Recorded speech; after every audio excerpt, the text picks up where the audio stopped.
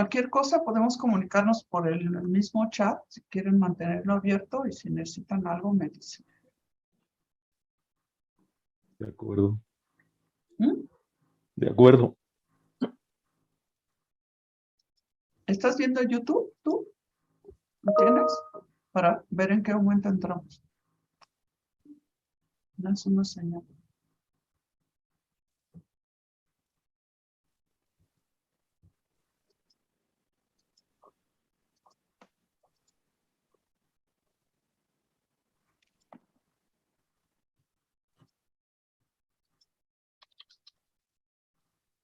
Ya estamos en YouTube.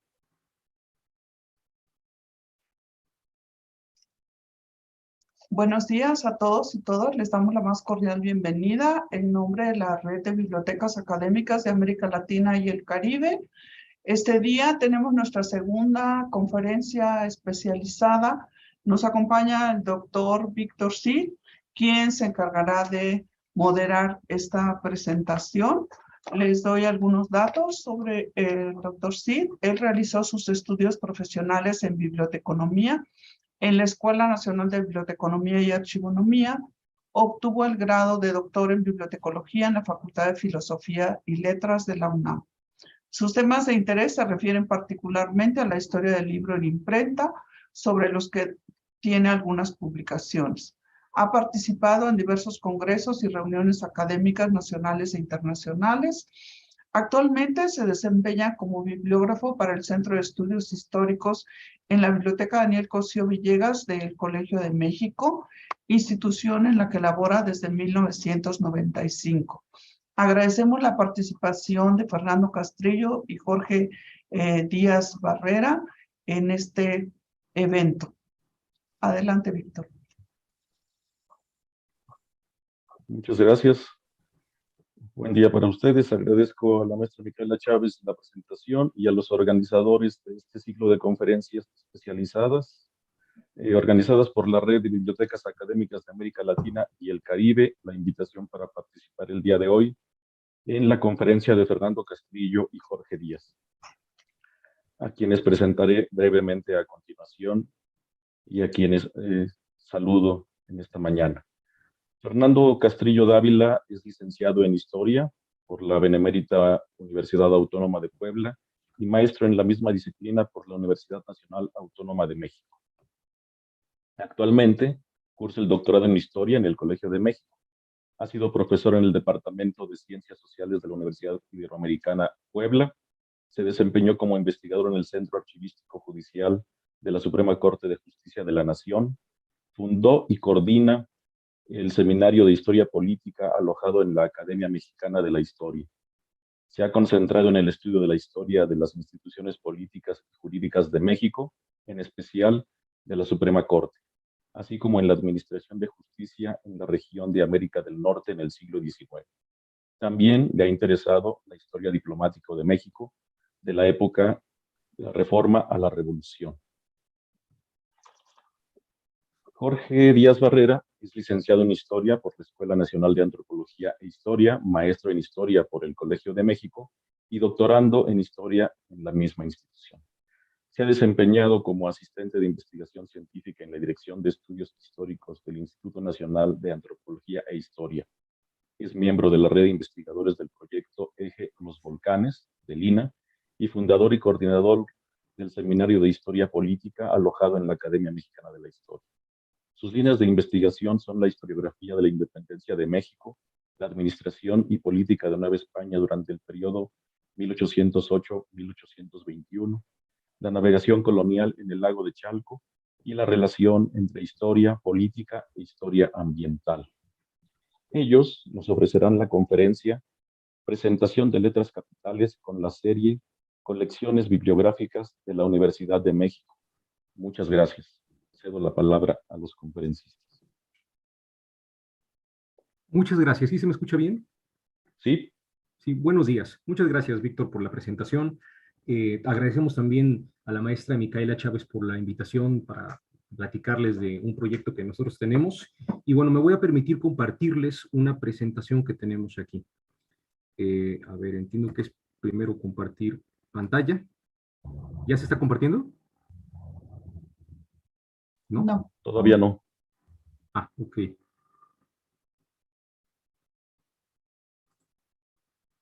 Ahora sí, ¿no? Ya. Bien, solamente déjenme hacerlo un poquito más grande y creo que aquí ya podemos comenzar. Bueno, Letras Capitales. ¿Qué es Letras Capitales? Es un podcast que hemos hecho unos compañeros y yo. Bueno, esa es la presentación de la colección de, colecciones bibliográficas de la Universidad de México, que pertenece a un proyecto mayor que se llama Letras Capitales, que es un podcast en el que no solamente colaboramos Jorge y yo, sino también se encuentra Diana Elena García Castillo, de la Universidad de las Américas Puebla, y otro compañero que también forma parte del doctorado de Historia de nuestra generación, Óscar Onofre Ortega. Y bueno, pues nosotros ya tenemos un par de cosas trabajadas. No hemos lanzado ningún programa todavía porque pues estamos corrigiendo algunas cosas y estamos tratando de que el producto quede más acabado. Pero bueno, entre la concreción de algunas otras cosas que ya hemos hecho, particularmente comentar obras de carácter o piezas de literatura que puedan ser susceptibles de análisis histórico, también decidimos, por el interés de todos, incorporar este proyecto una serie, como en mucho de la jerga postcasteril se conoce como una saga acerca de las bibliotecas de la Universidad Nacional Autónoma de México. Bueno, cabe aquí una puntualización, decidimos mencionarle la Universidad de México y no la Universidad Nacional Autónoma de México, bueno, porque estos proyectos son previos a la autonomía. Y bueno, vamos a hablar acerca de esto. ¿Cuáles son las colecciones bibliográficas de la universidad que vamos a tratar? Bueno, porque hay varias colecciones. La producción editorial de la universidad es muy amplia. Según entiendo, se editan 6 libros al día en promedio, y por lo tanto es una cantidad que realmente rebasa cualquier intención que pueda tener alguien para hablar acerca de estas colecciones. Pero nosotros tomamos las primeras, las que marcaron tendencia y las que formaron una idea clara acerca de la conducta editorial de la universidad. Nos vamos a concretar para esta serie en 4 bibliotecas, en 4 colecciones. La primera es la Biblioteca de los Clásicos, editada de 1921 a 24, en la que hay 17 volúmenes que están repartidos en varios tomos porque, bueno, por ejemplo, para los diálogos de Platón, aquí tengo, por ejemplo, este ejemplar, que es uno de es primera edición, de hecho, de los diálogos de Platón. Ese está repartido en 3 tomos. Y bueno, ahorita vamos a hablar acerca de esto. Tenemos la Biblioteca del Estudiante Universitario también, que fue fundada en 1939 y que se mantiene todavía, en que hasta el momento tiene 160 volúmenes. También la tercera sería la Nueva Biblioteca Mexicana de 1940. Bueno, estamos viendo porque no hemos encontrado mucha información acerca de esta biblioteca en particular, que es una biblioteca bastante extensa y que también sigue todavía publicándose con 175 volúmenes. Y la Biblioteca Scriptorum Graecorum et Romanorum Mexicana, de igual forma, que inicia en 1944 y se mantiene todavía. Esas 4 bibliotecas, esas 4 colecciones, forman parte no solamente forman parte de la política editorial de la universidad, sino que han marcado en buena medida mucho de el concepto de lo clásico y del libro fundamental para, naturalmente, que no solamente para los libros de la universidad o para los universitarios en la Ciudad de México, bueno, o los universitarios de la UNAM, sino y no solamente del ambiente universitario a nivel nacional, sino yo creo que de toda la cultura letrada en Hispanoamérica. Jorge. No, perdón, eso lo comento yo. Bueno, a ver, ¿de dónde salen este tipo de apreciaciones? O cómo la universidad se ha vinculado a lo largo del tiempo con los libros. Bueno, nosotros vamos a partir de la idea de la universidad moderna, una universidad que puede entenderse como una institución proveniente de la configuración política de los estados-nación a partir de finales del siglo XVIII, principios del XIX, y no vamos a centrarnos en algo que también, bueno, valdría la pena quizá revisar, pero que no corresponde con lo que nos interesa a nosotros, que es la política editorial de las universidades o el interés que tienen las universidades medievales o la universidad antigua respecto de los libros. Las universidades tienen en general tres grandes relaciones con los libros. Una es la conservación de ejemplares y colecciones en sus bibliotecas, es decir, el resguardo que tienen, por ejemplo, la de la biblioteca Daniel Cosío Villegas, que cumple un papel muy importante de resguardo y de preservación de los materiales. La escritura, copia e impresión de las obras clásicas o de nueva creación, que sería la edición, pues, y por último, la enseñanza y crítica de los contenidos de los libros. Y bueno, pues que eso generalmente implica investigación. Nosotros nos vamos a centrar en la segunda, sobre todo en libros que para este momento empiezan a destacarse ya como elementos clásicos de la cultura. Ahora sí. Bueno, nuevamente, buenos días. Yo soy Jorge. Gracias a la maestra Micaela y a Víctor por la invitación y la oportunidad. Como ya ha comentado mi compañero Fernando, nosotros estábamos pensamos esta primera serie con la que nace, tengo entendido, Letras Capitales, pues enfocada a ver la relación de México, ya lo señaló Fer, de la Universidad Moderna de México con la producción de libros, pero creo que, bueno, más bien asumimos que no se entiende totalmente la empresa cultural que la universidad afrontó, en específico a partir de 1910-1920, sin un breve recorrido de las relaciones entre la universidad y los libros. Como ya señaló Fer, no hay implícitamente no hay una continuidad histórica esencial entre la universidad medieval, la universidad renacentista, la universidad de las monarquías europeas y la universidad moderna que surge con el Estado-Nación moderno. Pero, sin embargo, sí hay sí podemos ubicar una, si bien no línea de continuidad, pero sí de herencia, que es la relación que la universidad siempre ha mantenido con los libros. Historiadores de la antigüedad que hacen historia del libro, o que están enfocados o que se interesan en esta, tales como Guglielmo Cavallo, Moses Finlay, Paul Singer, Peter Brown y Sergio Pérez Cortés, leyéndolos se puede establecer una distinción entre las bibliotecas en la antigüedad y las bibliotecas a partir de la modernidad,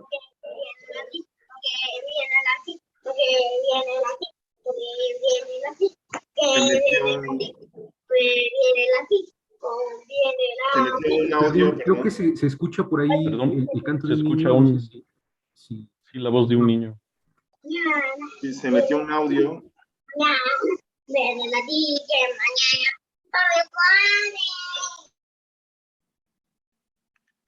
Bueno, continúo. Esos historiadores como Paul Singer, Guglielmo Cavallo, Moses Finlay, Peter Brown, Sergio Pérez Cortés, establecen una diferencia entre las bibliotecas del mundo antiguo y las bibliotecas del mundo medieval. Y esta es la siguiente, muy concreta. El libro en la antigüedad, muy importante y muy desarrollado, está supeditado a la política, está supeditado a la polis, mientras que, y al mundo jurídico. Mientras que en la universidad medieval, que además es de la baja Edad Media, digamos así, ya finales de la Edad Media, el libro se coloca como el centro y el libro y las bibliotecas se colocan como el centro de la vida universitaria. Y esto va a ser una constante hasta el siglo XXI. Aquí en esta diapositiva podemos apreciar pues esta diferencia, y sobre todo el historiador Paul Singer ha señalado que en la arquitectura y en el mobiliario de las universidades medievales como la de París, fundada en el 1150, la de Oxford en el 1196, la de Cambridge en el 1209 y la de Salamanca en 1218, la biblioteca deja de ser un espacio separado por celdas, intermedio entre el silencio y la oralidad, para convertirse en el centro de trabajo de las universidades. ¿Podemos pasar a la siguiente diapositiva, por favor, Fer? Bueno, aquí tenemos una ilustración del siglo XIX que nos da una idea de las bibliotecas de la antigüedad en rollos, eso es muy importante todavía, no en libros, supeditadas al ámbito de la polis.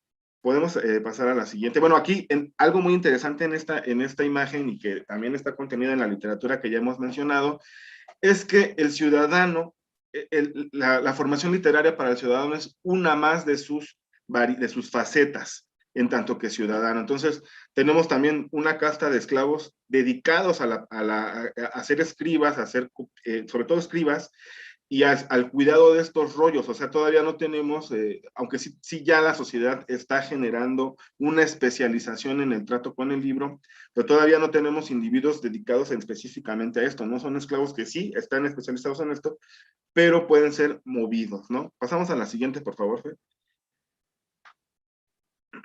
Bueno, aquí tenemos ya como tal un códex, que el códex nace en el Imperio Romano y en la Alta Edad Media, y se vuelve el formato por excelencia para vaciar lo que había en las bibliotecas antiguas, los rollos, empezando por los testamentos de la cristiandad. Entonces es aquí tenemos el Codex Sinaiticus del siglo IV después de Cristo, que es una de las primeras Biblias que conocemos ya en el formato de libro. Pasamos a la siguiente, por favor, Fer. Y acá ilustramos, hay una imagen del salón principal de la biblioteca del monasterio de Los Escorial, en donde, bueno, si bien sí vemos la sala principal, también podemos ver ahí las puertas hacia las celdas, que es finalmente digamos así, el trabajo aislado de los monjes, ¿no? Pasamos a la siguiente, por favor, Fer. Y aquí ya vemos la sala principal, o más bien una sala histórica de la Biblioteca de la Universidad de Salamanca, en donde ya pasamos a estas bibliotecas universitarias que se vuelven el corazón de la universidad y no nada más un escritorio como parte del monasterio en donde se llevan otras actividades. De acuerdo con historiadores como Jacques Le Goff, es justamente en esta universidad tardomedieval, estas universidades tardomedievales como las que ya se han mencionado, Oxford, Cambridge, la de París y la de Salamanca, en donde ya surge, ahora sí, una cultura enfocada totalmente al libro y una clase de trabajadores especializados, como muchas otras más de los oficios medievales, a la enseñanza del libro y a la enseñanza universitaria. Ahora, digámoslo así, no vamos a hablar nosotros de que le llevo un link, le mandé al WhatsApp para esta actividad, para que se conecte. Esta tesis no la presté y la tenías aquí, no sé si ya está enlistada. ¿Podrían, Perdón, la gente que tiene prendida su micrófono lo podría apagar, por favor? Sí, hay unas que ya están enlistadas. Disculpen, ¿pueden cerrar su micrófono para no interrumpir la presentación? Por favor. Gracias, gracias.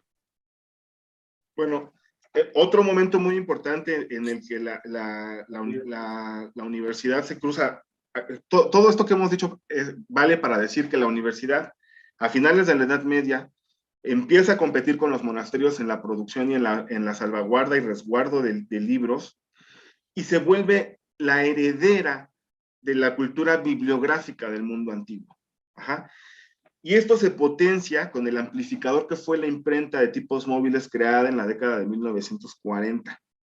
En la Universidad de México, Pontificia de México, fundada en 1553, esto se hace patente sobre todo la importancia ya de la imprenta, además de los manuscritos que resguardó su estudio, en la publicación de las tesis que los alumnos presentaban para obtener los grados. Y esto, de esto hay registro en el Fondo Biblioteca Pontificia de México del ramo Regio Patronato Indiano del Archivo General de la Nación. Entonces, no vamos a hablar aquí de la Universidad Pontificia de México, digamos, de la Universidad Antigua de México, heredera de toda esta tradición bibliográfica en el que la universidad se vuelve depositaria de la cultura escrita del mundo antiguo. No vamos a hablar de esto y de su peso en la Universidad de México, para trasladarnos directamente a la primera década de vida de la Universidad Nacional de México, ¿no? Una universidad que surge justamente después de un siglo muy complicado como fue en el XIX, en el que la Universidad Pontificia de México pues, fue suprimida en varias ocasiones y finalmente extinguida entre 1765 y 1767. Cuando, digámoslo así, la primera colección de la que nosotros vamos a hablar, pasamos a la siguiente diapositiva, por favor, Fer. La primera colección de la que nuestro podcast va a hablar es la de los clásicos. Entonces, para el momento en el que Vasconcelos y su equipo, a cargo de Julio Torri, se ponen a publicar traducciones en castellano de los clásicos griegos, pues no es la primera vez que la universidad como espacio de enseñanza a lo largo de su historia, con sus discontinuidades, ha publicado estos autores o se ha dedicado a la difusión de los libros clásicos. Pero sí hay un nuevo ingrediente que la Universidad Latinoamericana agrega a esta historia milenaria de relaciones entre la universidad y los libros, y esta es la difusión del libro universitario fuera del aula universitaria. El trabajo que tenía en mente Vasconcelos con estos libros, con esta primera colección que arranca, que inaugura las colecciones editoriales de la Universidad de México, su objetivo es llevar las lecturas universitarias al ámbito rural y a los barrios marginados de las grandes ciudades, ¿no? Entonces, ese es el ingrediente que la Universidad de México agrega a la historia de la relación entre la universidad y el libro, y casi quizá podemos decir su principal objetivo de Vasconcelos históricamente fue la educación popular, pero casi sin pensarlo al mismo tiempo sembró una semilla que hoy en día es ha dado muchos frutos para incentivar una cultura editorial universitaria durante el siglo XX, de la que todavía disfrutamos en el siglo XXI. Pasamos a la siguiente parte de la exposición con mi compañero. Sí, gracias, George. Y aquí viene una pregunta que creemos que es bastante válida y que podemos nosotros ya después presentarlo como un corolario posteriormente. ¿Cuál fue el papel que jugaron el concepto de las universidades nacionales en América Latina para la creación de cultura editorial y de distribución de libro clásico en América Latina? En el siglo XX es donde comienzan a tener identidad estas universidades. Tenemos aquí la Universidad Mayor de San Marcos, bueno, como bien conocemos el escudo de la UNAM, la Universidad Nacional de Colombia, la Universidad de Buenos Aires, y todas esas experiencias, si bien pertenecen estos escudos, estas identidades universitarias a experiencias académicas centenarias, que no necesariamente se forman en el siglo XX, en el caso de la UNAM sí, pero lo importante o lo interesante de esto es que en el siglo XX es donde empiezan a tener esa dimensión política institucional de comprenderse como universidades de la nación, como universidades que van a recibir directamente del presupuesto, ya sea federal o bueno, de la nación, para abordar estudios universitarios o para impartir estudios universitarios, títulos universitarios, pero también para colaborar en la difusión y divulgación del conocimiento en un espectro mayor, una población más amplia que la de solamente el estudiantado. Y creemos que eso, bueno, puede ser una pregunta interesante que nos ayude a redondear todo este tipo de asuntos, o sea, no solamente pensar en México, y bueno, creo que ahora con estando ante un público en diferentes partes de América Latina, pues esto pueda también ser más interesante. No solamente quedarnos en el espectro nacional, sino ver qué relevancia tiene la historia del libro, la historia editorial de la UNAM con relación a lo que han hecho otras experiencias universitarias en otras partes de América Latina o de Iberoamérica. Pero bueno, eso quedará para el futuro. Y bien, pues llegamos a la colección de los clásicos, que es en realidad la primera colección de la que vamos a hablar. Aquí tenemos algunas imágenes de estos trabajos. Y bueno, esta colección fue editada, como podemos ver aquí, entre el 21 y el 24. Se publicaron aquí 13 textos clásicos de autoría de filósofos griegos y otros escritores, ¿no?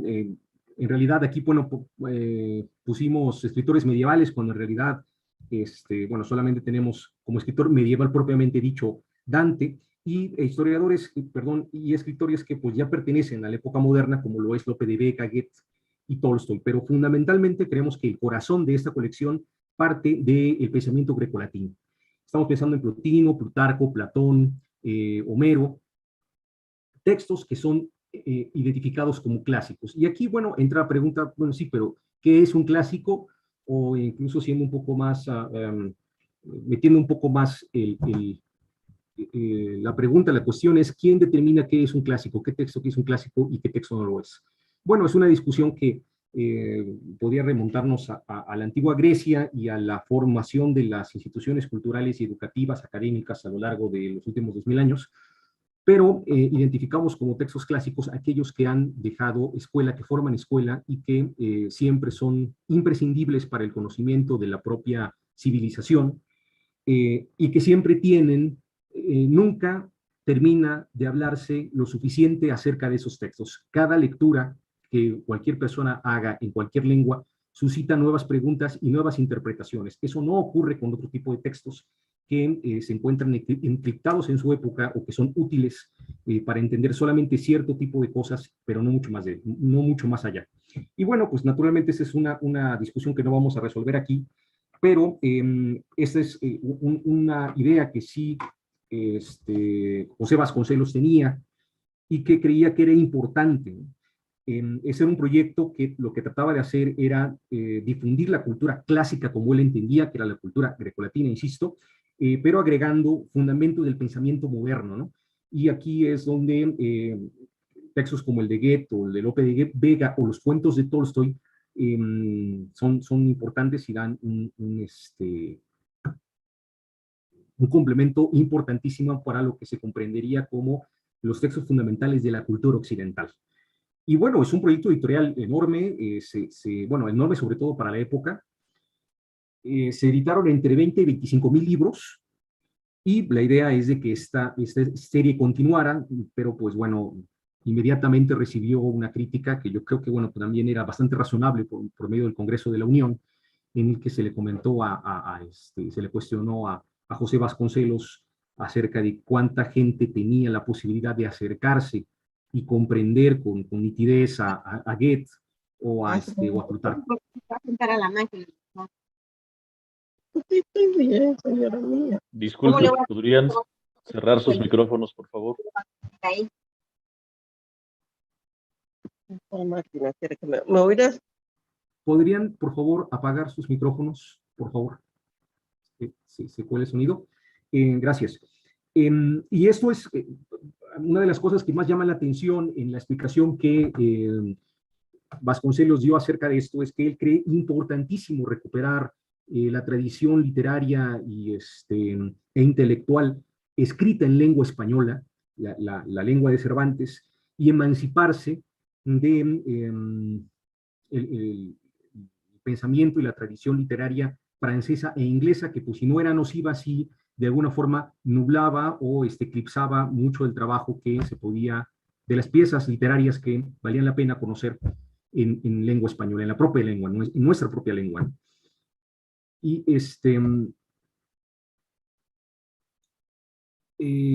bueno, aquí tenemos otra imagen acerca de los clásicos. Jorge, vienes tú con esto. Bueno, sí, lo que más podríamos abundar sobre nuestra decisión por iniciar con esta colección es que es la más importante que la universidad,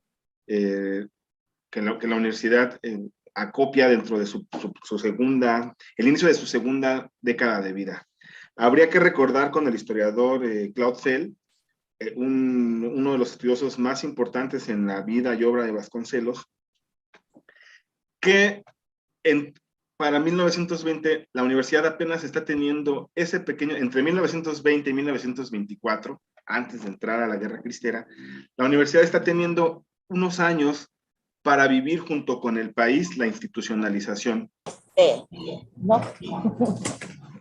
Por favor, pedimos a los Estaba trabajando en un documento que hay nuevos usuarios que se están uniendo a la sesión que apaguen. Y tengo que... Por favor. Entonces, bueno, la universidad tampoco es que tuviera para ese momento mucha infraestructura. Estamos saliendo apenas de una guerra, ¿no? Y podemos regresar, por favor, a la imagen de los clásicos, los verdes. La anterior, Fer, por favor, en esta. Entonces, hacer este tipo de ediciones que han llegado hoy a los mercados del libro usado, todavía en un estado más o menos considerable, son ediciones de lujo. Era un proyecto que se consideró en su momento, hasta cierto punto, que incluso no estaba pensando en la realidad mexicana. ¿A qué vamos con esto? Bueno, ¿a qué se va con esto? A que el principal objetivo de Vasconcelos fue la alfabetización. Esa es como la historiografía lo señala, el principal frente de batalla de su ministerio al frente de la SEP, ¿no? Que además están haciendo la SEP en el 3 de octubre de 1921. Entonces, en esta colección, digamos así, entre 1920 y 1924 se publican diferentes. Pasamos ahora sí a la de las letras, a la de las lecturas clásicas para niños, por favor, Fer. A la diapositiva. Se publica una infinidad de textos entre dos imprentas que se ponen a funcionar y además esto creo que es un gran precedente para la edición pública de libros en México. La solución que da Vasconcelos para ponerse a hacer libros después de una guerra con una universidad que no tiene la infraestructura suficiente es unir a los talleres gráficos de la nación, recién comenzados a organizar en el gobierno anterior, en el de Carranza en 1819, pero ahora dentro del nuevo gobierno que sí institucionaliza la revolución, que es el de Obregón y el de Calles, ¿no? Entonces, lo que hace Vasconcelos es unir los talleres gráficos de la nación recién creados en el 1919, perdón, con la imprenta que adquiere la Secretaría de Educación Pública en 1923 y se ponen a publicar una serie de libros en extenso. Uno de estos, quizás una de estas ediciones de la Secretaría de Educación Pública de estos años que más resalta es las lecturas clásicas para niños. Sin embargo, por mismos discursos de Vasconcelos, dados el 19 de septiembre de 1921, como celebración de que los talleres gráficos de la nación se le anexan a la universidad, el mismo Vasconcelos señala en este discurso y en una circular de 1922 que la principal colección en la que va a concentrar sus esfuerzos, tanto la Secretaría a partir de su departamento editorial a cargo de Julio Torres, como los talleres gráficos de la nación y contratos con incluso editoriales extranjeras, sobre todo españolas, van a ser los clásicos. Entonces, los clásicos es la colección, como ya lo comentó Fer, que más recursos, a la que más recursos se le invierte. Ya se señaló, fueron 17 volúmenes, cada uno con un tiraje de entre 20,000 y 25,000 ejemplares, que llegaron a costar hasta $1, ¿no? Y además de esto, bueno, la personalidad que estaba detrás de esto, que es Julio Torri, siempre asesorado informalmente por Alfonso Reyes. Entonces, ahí vemos también incluso parte de la intelectualidad más importante de ese momento, enfocando sus esfuerzos directa o indirectamente en esta colección, que es Los Clásicos, y que, como ya lo señalamos, va a ser la semilla de la cultura editorial universitaria de México en el siglo XX. Pasamos a la siguiente parte de la exposición con mi compañero.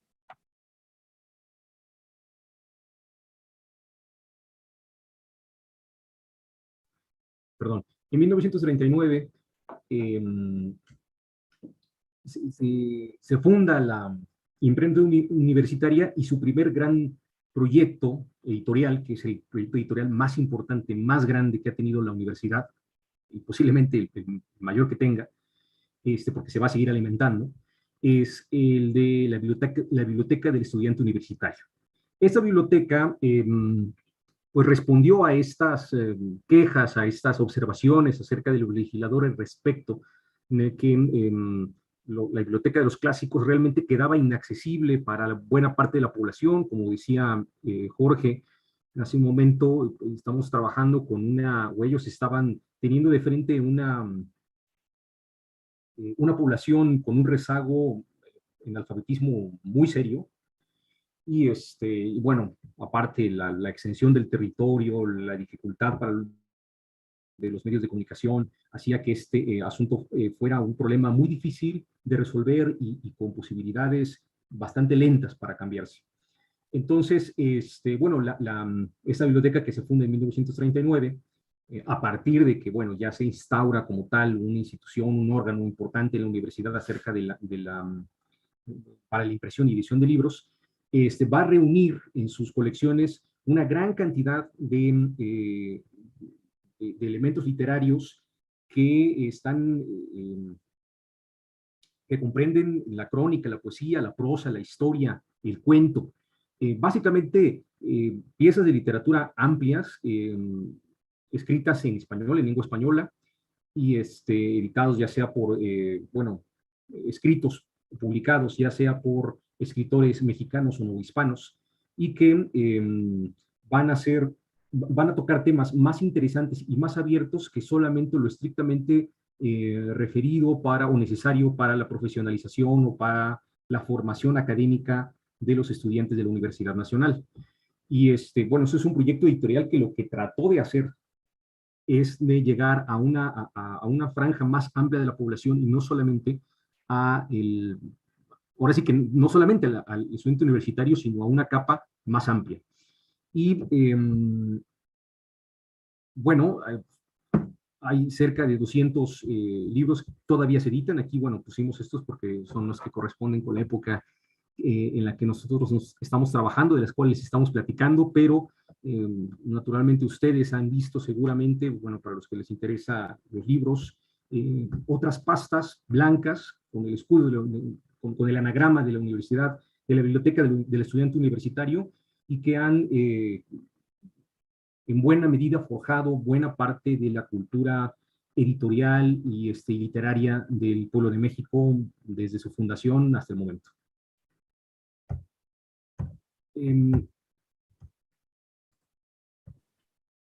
Estas son las ediciones. Aquí se ve en el lomo, en la parte baja del lomo, ese anagrama que les decía, la Biblioteca del Estudiante Universitario, BEU, y pues yo creo que les es demasiado familiar a todos ustedes. Bueno, regresamos al anterior, Seth, por favor, sí, gracias.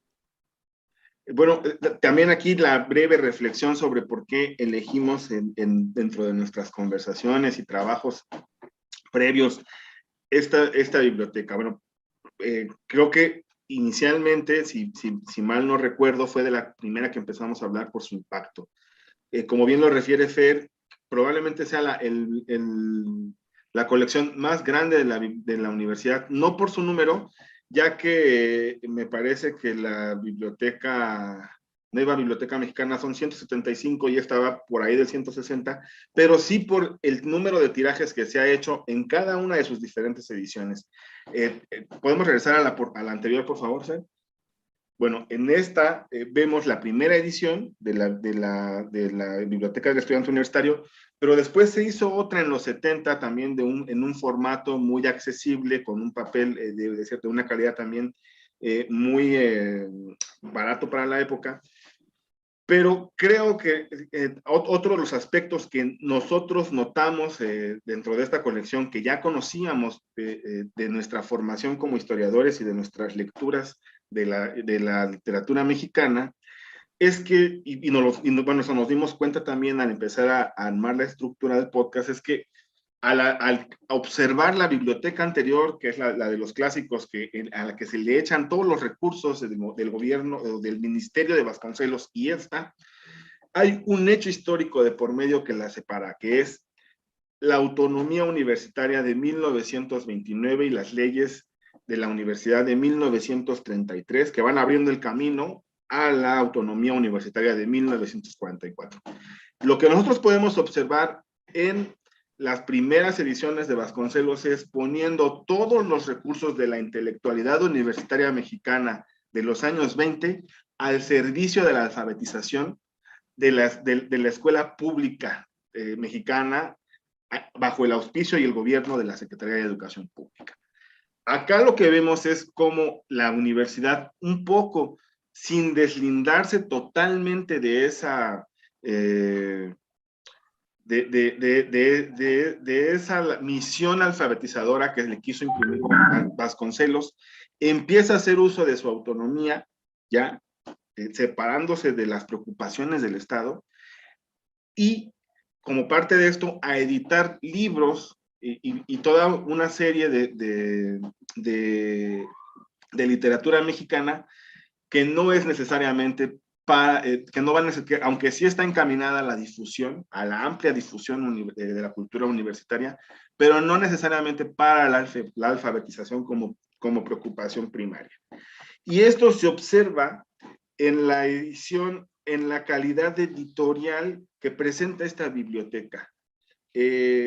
Nosotros en pláticas hemos tenido ya la hipótesis en este grupo de trabajo del que ha presentado mi compañero, de que la biblioteca del estudiante universitario es el laboratorio editorial ya de alta calidad de la Universidad Nacional de México.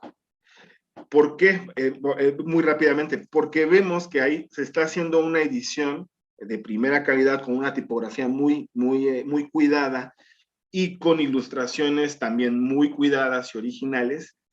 Y se está prologando, haciendo presentaciones, advertencias y notas ya de calidad científica, hecha por autores a grandes rasgos, nada más haciendo como una síntesis de muchos más que pensamos que podemos hablar o de los que podemos discutir en el podcast, tales como Miguel León Portilla, Alfonso Méndez Plancarte, Gabriel Méndez Plancarte, Arturo Arnaiz Ifrec, Julio Jiménez Rueda, Mauricio Magdaleno, Antonio Caso, Ángel María Garibay, José Fuentes Mares, Manuel Romero de Terreros, Agustín Yáñez, Edmundo Gorman, José Rojas García Dueñas, José Gaos, Javier Taver Alfaro, Samuel Ramos, Martín Quirarte, Juan Comas, Clementina Díaz y de Obando, Javier Villaurrutia, Ernesto de la Torre y Álvaro Matute, entre muchos otros, han sido los universitarios que han participado y que han ayudado a nutrir este laboratorio editorial universitario de México, de la Universidad de México. Y pasamos a la siguiente parte de la exposición con mi compañero. La parte final, porque tampoco queremos cansarlos y ya vamos para 45 minutos. Con eso terminamos. Que es, bueno, esta ya la habíamos visto, que son las otras colecciones que van a formar parte también de esta serie, que es la nueva Biblioteca Mexicana y la Biblioteca Scriptorum Graecorum et Romanorum Mexicana. Bueno, son dos bibliotecas ya especializadas y la nueva Biblioteca Mexicana, pues, lo que hace es tratar de recuperar esta idea de que hay una bibliografía propia de México, de las letras novohispanas, bueno, novohispanas y mexicanas, especializadas en historia y en filosofía, metodología también, y por otra parte, pues una biblioteca que es la única biblioteca, o al menos hasta ese momento la única biblioteca bilingüe, ¿no?, en la que se recuperaban textos clásicos ya para el análisis pues más académico de estas obras, ¿no? Que es la Biblioteca Scriptorum Graecorum. Fundada entre 1940, bueno, para 1940 la nueva Biblioteca Mexicana y en 1944 la Graecorum. Estos trabajos ya tienen un fin más académico, están más orientados hacia la investigación y hacia la reflexión por parte de la gente que estudia pues estas obras, ya sea en la Facultad de Filosofía y Letras o en los institutos de investigación de nuestra universidad. Y bien, con eso cierras, si quieres. Sí, ya, como dice Fer, creo que no sé si ya estamos excediendo incluso el formato de esas conferencias, pero bueno, este podcast, esta serie que estamos presentando, en la que estamos trabajando, es solo de las universidades, de las bibliotecas universitarias de México, de las colecciones bibliográficas de nuestra universidad. Pero creemos que hay otras colecciones bibliográficas de alto impacto que también tratan de llevar la universidad, como lo dice la de breviarios al hogar, tal como los breviarios del Fondo de Cultura Económica, y otra muy importante que es las historias mínimas del Colegio de México, que tienen un espectro global, ¿no? Ya no digamos internacional, global. Y pueden ser, pues sí, campos de exploración para siguientes proyectos de alta difusión bibliográfica. No sé si gustas agregar algo más, Fer. Gracias. Solamente gracias por su atención. Esperamos que este proyecto ya sea una realidad hacia la tercera semana de noviembre, que presentemos nuestro primer episodio de esta serie. Gracias, muy amables por su presentación. Invito a los que nos acompañan en la audiencia, si tienen alguna pregunta o comentario, los pueden escribir para poderlos compartir con los presentadores. Independientemente de esperar estas preguntas o comentarios, bueno, primero felicitarlos por el esfuerzo y la propuesta. Es una propuesta muy interesante y que sin duda enriquecerá.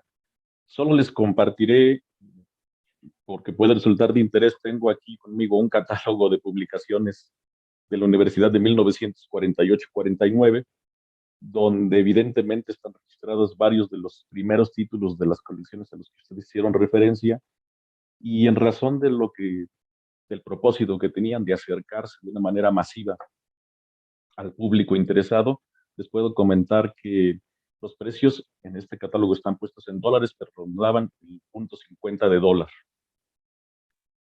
lo cual me parece que sería bastante razonable en cuanto al costo de cada uno de estos títulos. Y este catálogo tiene una brevísima presentación de cada una de las colecciones. En aquel momento, en 1949, la del estudiante universitario tenía publicadas 69 títulos, por ejemplo. Y la de las traducciones griegas y latinas tenía cerca de 18. Y se indica aquí también que estaban distribuidos exclusivamente por el Fondo de Cultura Económica.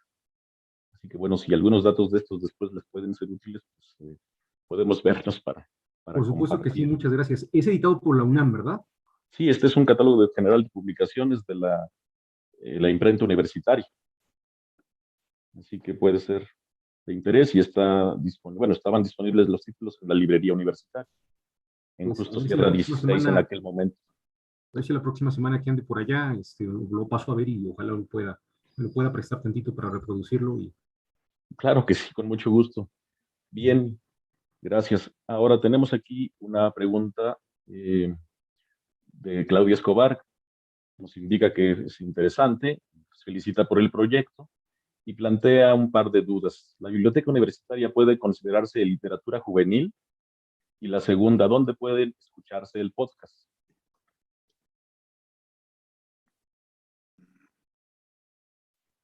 Se me ocurre que tú puedes contestar la primera parte y yo la segunda, Jorge. Sí, es una pregunta muy interesante. No quisiera como ser terminante en la respuesta, pero creo que por un lado la Secretaría de Educación Pública tiene una serie de publicaciones juveniles que son también una selección de pasajes de la mitología o de la literatura medieval y del siglo XVIII, XIX interesantes.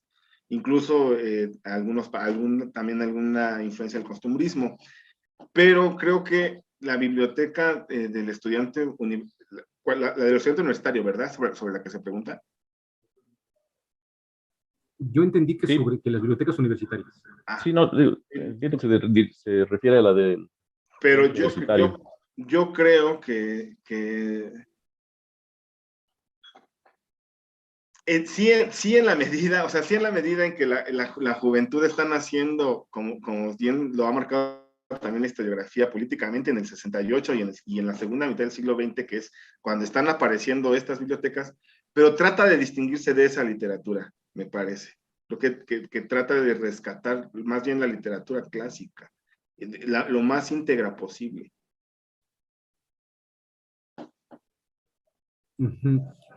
Sí, yo creo que, bueno, es que también depende qué es lo que entendamos por juvenil, ¿no? Eh, sí, están los textos estos para niños y bueno, yo creo que una de las pretensiones que tiene Vasconcelos es tratar de acercar ese tipo de literatura, por muy inaccesible que pueda resultar en un principio, a un público más amplio, un público mayor, y eso implica también, pues, atraer a los jóvenes a esto, ¿no? Entonces, bueno, depende de qué entendamos nosotros por juventud.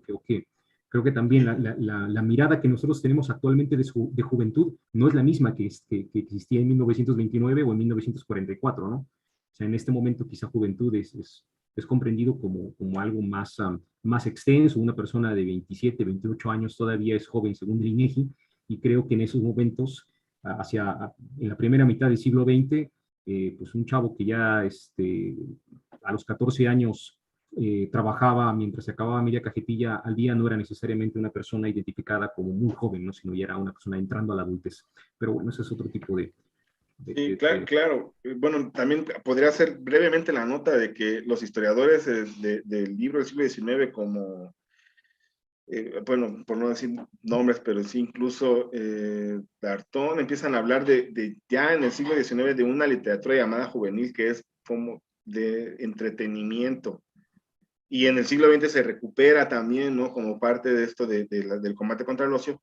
Pero quisiera resaltar más allá de eso, que el objetivo de la biblioteca del universitario, de la biblioteca del estudiante universitario, además de poner textos de difícil acceso de la cultura occidental en manos masivamente, es rescatar la literatura mexicana desde el siglo XVI, ampliando el concepto de mexicano, y dando también cabida a crónicas, a poesía del siglo XVIII, a toda la poesía colonial. O sea, es también más bien un rescate, como bien lo dice Fe, de la literatura de difícil acceso. Y respecto acerca de dónde se puede encontrar esto, lo que nosotros esperamos es poder colocarlo en diferentes plataformas. Una de ellas es, bueno, con la amabilidad de la maestra Micaela Chávez, encontrar los canales para promocionarlo mediante los canales del Colegio de México, pero también creo que podemos subirlo a Spotify, y al menos lo que a nosotros nos interesaría también mucho por el tipo de plataforma que es, y por lo que esa plataforma ha representado para el mundo del podcast en español, en iVoox. Entonces, bueno, pero vamos a hacer una campaña en la que anunciemos cuándo va a salir esto y por qué canales, ¿no? Pero recuerden, Letras Capitales es el nombre de nuestro podcast, y pues siempre va a estar vinculado, y estamos orgullosos de ello, de estar con el Colegio de México. Muchas gracias a ambos. Tenemos también la colaboración de Rafael Botello, de la UAP, de la Dirección General de Bibliotecas, quien envía un saludo, agradece el compartir la experiencia y pregunta si sería posible contar con su presentación, si sería posible que la puedan ustedes compartir, si eso es factible y de qué manera sería posible hacerlo.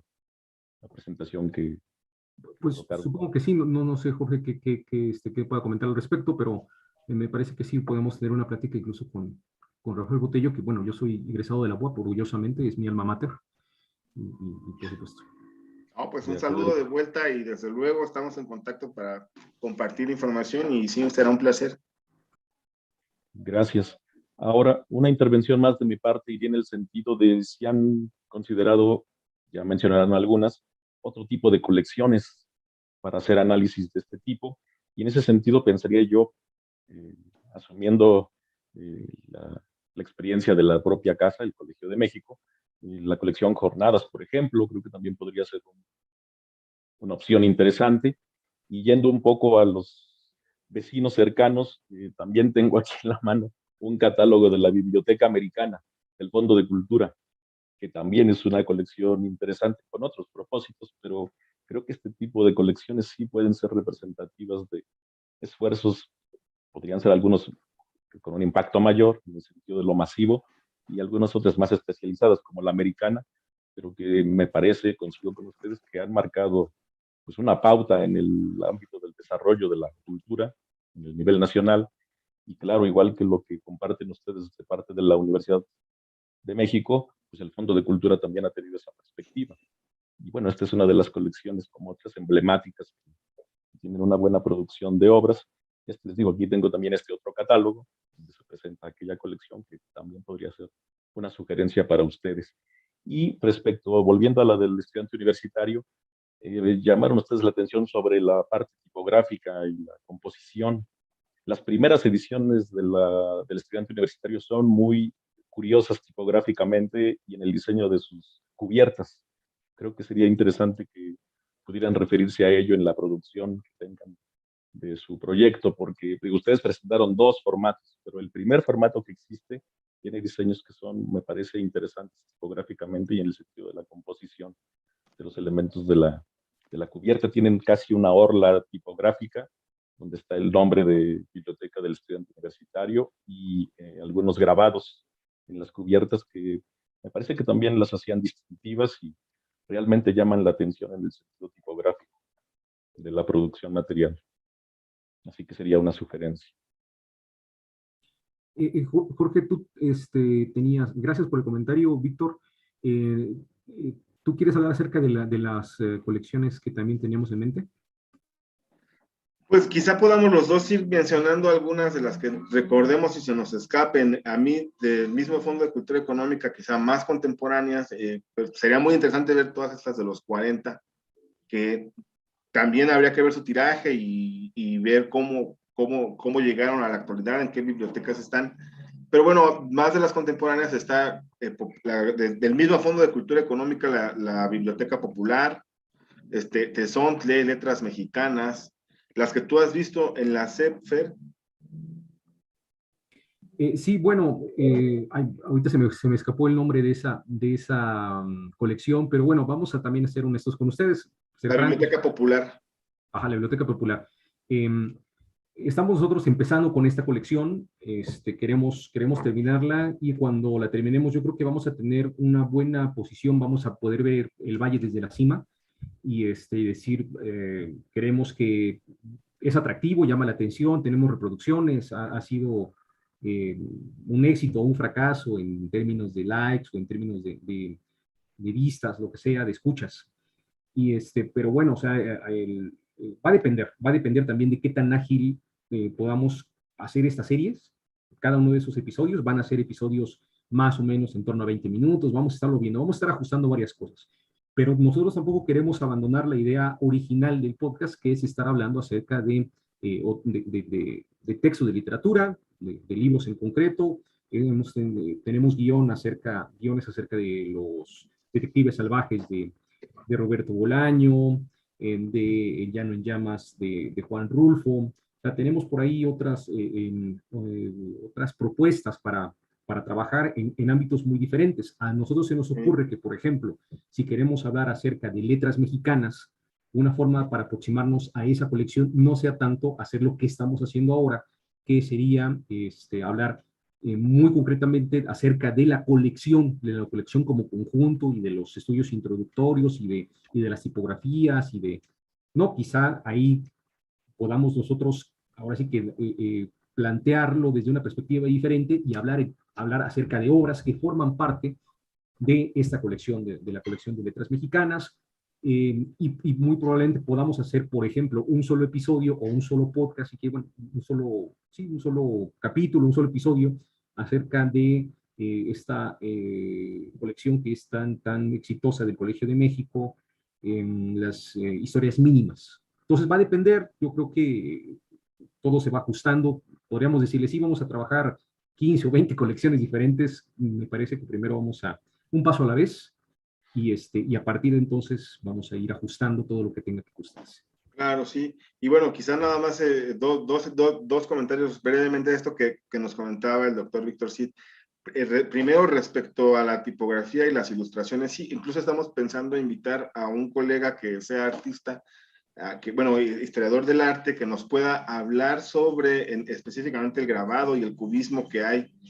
Algunos de los muralistas más importantes de esa época participaron en la biblioteca del estudiante universitario, en los grabados sobre todo.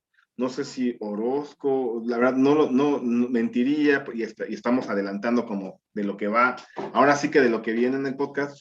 Y la otra parte es que creo que bueno, estas bibliotecas que hemos agarrado, que hemos seleccionado, tienen un muy alto impacto, tuvieron un muy alto impacto en la difusión y en las instituciones. Y todavía, como lo señalamos en la presentación, todavía se les encuentra en el mercado del libro usado y del libro viejo y en algunas bibliotecas. Entonces, creo que en ese sentido, esta serie del podcast puede ser una especie de proyecto inicial para seguir estudiando las bibliotecas populares y las bibliotecas de amplio tiraje de la universidad o de estas instituciones culturales de alto nivel hacia la población en general, ¿no? Entonces creo que la serie nos sienta un precedente a nosotros, tanto para después seguir desarrollando esto, para que alguien más lo haga, como para escribir, creo, un buen artículo sobre historiográfico, bibliográfico sobre esto. No nada más en la difusión, sino creo que es un campo que da para la investigación también. Muchas gracias. Si alguien más de los que nos acompañan gusta participar, adelante. Y solo mencionar que la biblioteca, la colección a la que se referían, es la Biblioteca Enciclopédica Popular, que es la de la SEP, que son fascículos bastante breves, pero que también tuvieron una amplísima difusión. Entonces, ese es el nombre de esa. Incluso hasta tipográficamente se parecen, la edición Sí. y la forma en la que está pensada la edición, y las pastas y todo, el papel, pues corren sobre la misma carretera, ¿no? Y son contemporáneas, son de los 40. ¿Sí? O Sí. sea, forman parte de un mismo proyecto cultural. Además, o sea, no solamente coinciden, ¿no? Sino que están tratando creo que de proponer algo más en conjunto, ¿no? Muchas gracias. Por favor, Micaela, si hay algún comentario adicional de tu parte. No, pues solamente agradecerles a los ponentes, a ti por haber moderado esta mesa y a todos los que nos acompañaron. El video estará disponible en el canal de YouTube del Colegio de México y le daremos también difusión. Esperamos tener noticias de ustedes pronto y que sea una realidad ya la serie. Muchas gracias. Gracias a todos ustedes. Gracias. Hasta luego. Gracias. Muy buen día para todos. Buen día, gracias. Gracias.